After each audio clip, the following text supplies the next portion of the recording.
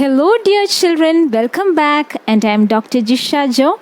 In this video we will be discussing about the significance of transpiration, and also we will have a look at one of the devices that is used in the measurement of transpiration, which is Ganongs Potometer.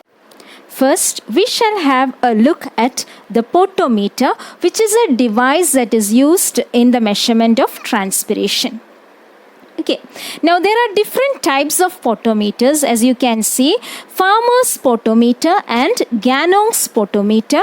They are potometers used to measure the rate of water intake by a plant. Okay, can be asked for name the following or match the following. The potometer that is used to measure the rate of water intake by a plant: farmer's potometer or Ganongs potometer. Okay, next one is Darwin's potometer. Darwin's potometer demonstrates suction force created due to transpiration. So, the potometer that is used to demonstrate suction force created due to transpiration is Darwin's potometer. And the last type which we have to study is Garrow's potometer, which demonstrates unequal transpiration from the two surfaces of a dorsiventral leaf. Dorsiventral leaf is the leaf of a dicot plant, in which the stomatal distribution is different. On a dorsiventral leaf, the more number of stomata will be present on the lower surface than on the upper surface. So the rate of transpiration will be more on the lower surface than on the upper surface. So it is Garrow's potometer which demonstrates unequal transpiration from the two surfaces of a dorsiventral leaf. So these are the different types of potometers. Once again, farmer's potometer and Ganong's potometer measures the rate of water intake by a plant. Darwin's potometer demonstrates suction force created due to transpiration, and Garrow's potometer demonstrates unequal transpiration from the two surfaces of a dorsiventral leaf. We have discussed about the different potometers. The most commonly used potometer is Ganong's potometer. Ganong's potometer is a device that is used to measure the water intake by a plant, which is equal to the water lost by transpiration. So, Ganong's potometer does not measure the rate of transpiration directly, but what does it measure? It measures the rate of water intake by the plant, which is equal to the water lost by transpiration. Water lost by transpiration. Okay, now this apparatus which I have drawn here is the Ganong's potometer, and you can see it is formed of a capillary tube, and one end of the capillary tube is dipped in a beaker containing colored water, and on the other end you can see a leafy twig inserted. And the entire apparatus is made airtight.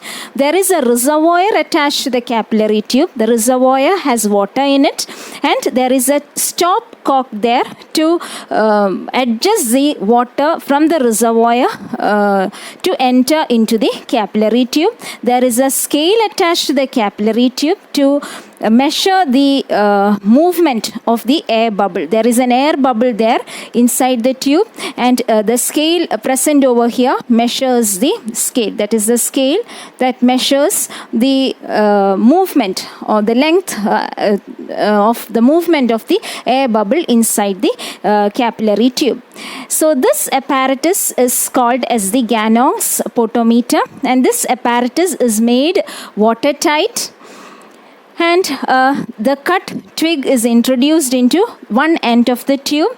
And as transpiration takes place, what happens? You can see the air bubble moving inside the capillary tube.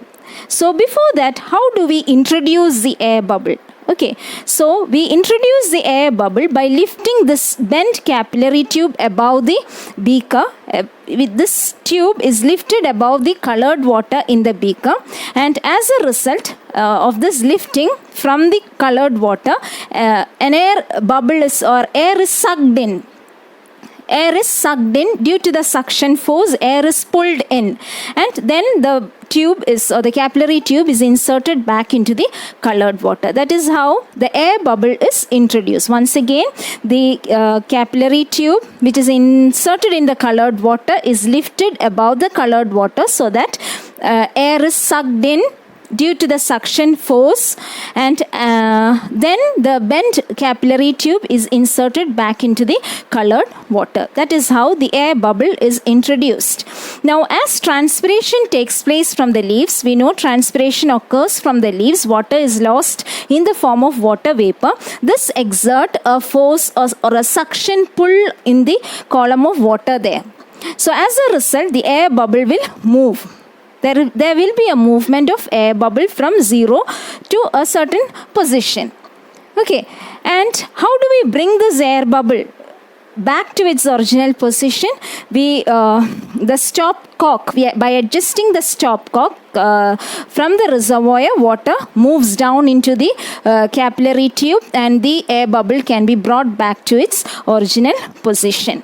Okay, so when transpiration occurs on the leaf, what happens? A pull or a suction force is exerted on the column of water in the capillary tube, and as a result, there will be a movement of the air bubble inside the capillary tube. This movement actually shows the water taken up, water intake by the plant, water absorbed by the plant. So actually what is measured here is the water intake by the plant. The volume of water absorbed by the plant is actually what is measured here, which is equal to the water lost by transpiration. Okay, now in this experiment there are certain precautions to be followed. The first precaution to be followed is that the apparatus should be made watertight. The apparatus should be made watertight. The second precaution is that the stem or the twig should be cut underwater. Why should it be cut underwater? To prevent the entry of air through the cut end. If air enters through the cut end, it prevents the absorption of water by the through the cut end. So, to prevent the entry of air bubble through the cut end, the stem should be cut underwater. And the third precaution to be taken is that the stem should be cut obliquely. The stem, this is an oblique cut. This is how an oblique cut is made. This is a straight cut. This increases the surface area for the absorption of water. So an oblique cut should be made on the stem. So these are the three precautions to be taken while carrying out this experiment. First one is the apparatus should be made watertight. Second, the stem should be cut underwater. This is to prevent the entry of air into the xylem through the cut end. If air enters, then it prevents it stops the absorption of water. And the third point is that the stem should be cut obliquely. This is to increase the surface area for the absorption of water. Now there are a few limitations also for this for the use of potometer. The first limitation is that the introduction of the air bubble is not an easy task. Okay, introducing the air bubble is difficult. Second limitation is that since the twig used is a cut twig, there is a chance for the twig to die fast, or the twig will not remain alive for a long time. Okay, and the third limitation is that when the outside temperature changes, there will be change in the movement or in the position of the air bubble. A change in the outside temperature will cause a change in the position of the air bubble. So these are some of the limitations of this apparatus. So this apparatus is normally asked as a diagram-based question for the exam. So some of the questions that you can expect from this diagram is that how is the air bubble introduced? Then how do we bring the air bubble back to its original position? What are the precautions to be followed while doing this experiment? What are the limitations of this? Identify this identify the apparatus. What is the apparatus? It is Ganongs Potometer. So this is what you should know about the Ganongs Potometer. Once again, what is the process which is being studied using this apparatus? It is transpiration. The process being studied is transpiration. What does this apparatus measure? The apparatus measures the rate of water intake by the plant, which is equal to the water lost by transpiration. Remember, the Ganongs Potometer does not measure the rate of transpiration directly. It measures the rate of water intake by the plant, which is equal to the water lost by transpiration. So what is it used? So one of first question is identify the apparatus. What is this apparatus used for? What is the process being studied? The process being studied is transpiration. Then few other questions. How is air bubble introduced? How do we bring back the air bubble to the original position? What are the precautions to be followed? What are the limitations of using Ganongs Potometer? Now we shall move on to the significance of transpiration. What is transpiration? Transpiration is the loss of water in the form of water vapor from the aerial parts of the plant. We have seen the different types of transpiration: stomatal transpiration, cuticular transpiration, and lenticular transpiration. Now transpiration is a necessary evil. It is considered as an evil. Why is transpiration considered as an evil? It is because transpiration actually results in the loss of water from the plant. So that is why it is considered as an evil to the plant. But it is a necessary evil. That indicates the significance of transpiration. How is transpiration, how does transpiration becomes a necessary evil to the plant? Okay, the first reason or first point is that it gives a cooling effect to the plant. Transpiration provides a cooling effect to the plant.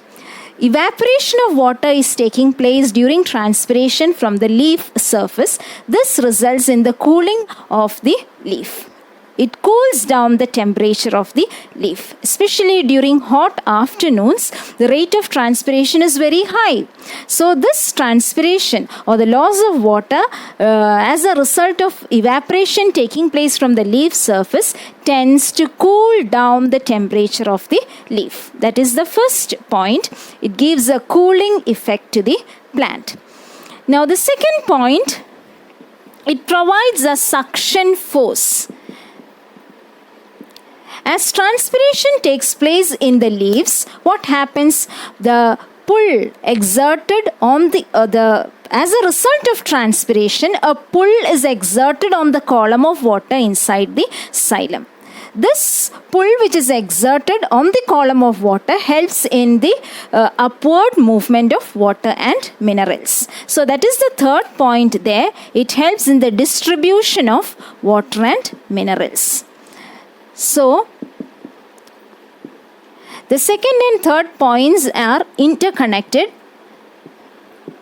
So, transpiration provides a suction force or a suction pull on the column of water inside the xylem. This is necessary for the absorption of water from the soil, and also this suction force on the column of water helps in the distribution of water and minerals to the different parts of the plant.